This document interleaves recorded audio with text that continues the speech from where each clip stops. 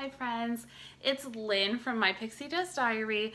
I wanted to talk to you today about some things that you need to know before you visit the Walt Disney World Resort in Orlando, Florida. You can find lots more information at mypixiedustdiary.com. We're also on Facebook. We have a My Pixie Dust Diary Facebook page. We're also on Twitter and Instagram at Lynn A. Wiltsey, and I share lots of tips and tricks, not only from myself, but other credible Disney sources to help you plan your practically perfect Disney vacation. So the first thing that you need to do, and you're doing it right now because you're watching this video, is to plan. Yes, it's your vacation. I totally get it. But you do need to do a little bit of planning. You don't need to plan every detail down to the last second. Absolutely not. But having a little bit of an idea of what you're going to do when you get to the park so that you're not wasting time trying to figure it out inside the park while the lines continue to get longer is definitely a helpful thing. Know that when you visit Walt Disney World, there is going to be a ton of walking. You might walk during your normal day. Maybe you even go for a walk in the evening after you get home from work or school or whatever. You're probably going to do maybe double, if not triple, that amount of walking in one day at the Walt Disney World Resort without even thinking about it. I know that you might be tired if you do a 5K, for example. You're going to do that probably about 3 times over. I usually walk between 5 and 6 miles, if not more than that, a day in the parks, wandering around and taking in attractions and doing different things. So make sure that you're planning accordingly in that sense as well, and preparing yourself for all the walking that you're going to do. It sounds exhausting, but it's really not as bad as it sounds because you're doing so many fun and magical things during your visit. Now, also keep in mind that you're not going to be able to do it all. It simply is not going to happen. Regardless of how long your trip is, you're just not going to be able to get it all done.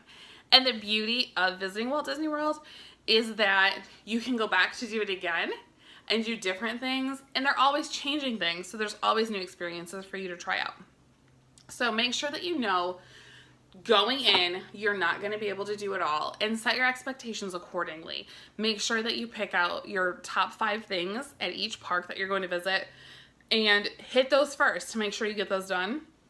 And then anything else that you're able to do, that's just a bonus. While I told you to plan, I want to make sure that you can also be flexible. It's important to be able to adapt your plans during the day. If maybe attraction goes down for a maintenance issue, maybe it starts raining and you're not able to go do what you had planned to do next. Little things like that can and probably will happen during your visit, and you need to be able to be flexible enough to enjoy that and understand and kind of adapt your plans to change and fit your new set of circumstances. Know that in the Walt Disney World Resort, things are expensive. It is what it is. Everybody knows that going to Walt Disney World is expensive in and of itself, but purchasing things on property is going to be expensive.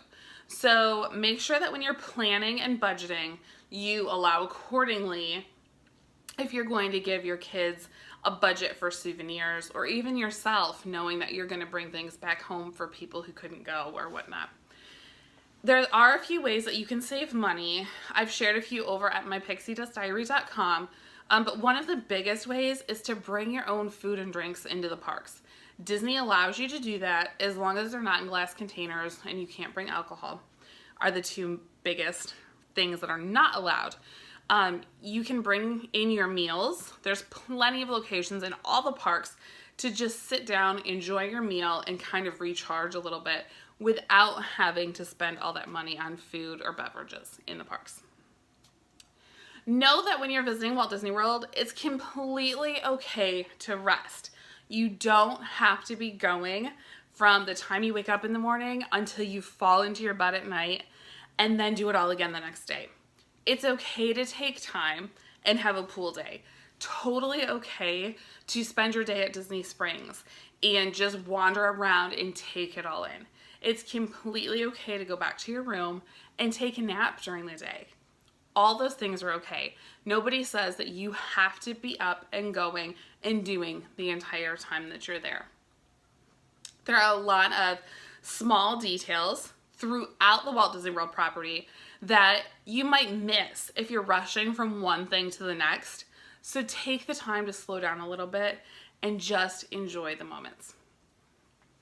And make sure that you're using your resources. Obviously, My Pixie Dust Diary is going to be a huge resource for you. I'm going to help you, walk you through the steps of planning your vacation, but there are a few other resources available to you as well. The My Disney Experience app, make sure that that's downloaded on your phone. You'll use that when you're in the parks to confirm FastPass Plus reservations. It will have your room reservations on it if you're staying at a Disney property. It will have your advanced dining reservations on there if you've made those. It will help you make them if you haven't made them yet. It can also give you the park map right on your phone, and that has not only the map of the park, but wait times, character locations and wait times for those as well, and any other information you might need while you're in the park. Make sure that you're booking your FastPass Plus and your advanced dining reservations before you go. If you know there are attractions that you want to experience in the different parks, save yourself the time of standing in a 2 or 3 or more hour standby line inside the park. When you book a FastPass Plus reservation, which is completely included in your park ticket, there's no additional charge for that. It allows you the time to come back. There's a window that you're allowed to come back to the attraction and enter into a shorter line and experience that attraction. So definitely make use of that before you leave, and you can also do it while you're in the parks. The same for advanced dining reservations. It's kind of like calling your favorite restaurant back home and making a reservation. The table service sit-down restaurants at Walt Disney World can become quite popular and quite busy. So just walking up to a restaurant and trying to get a table is not generally going to happen for you.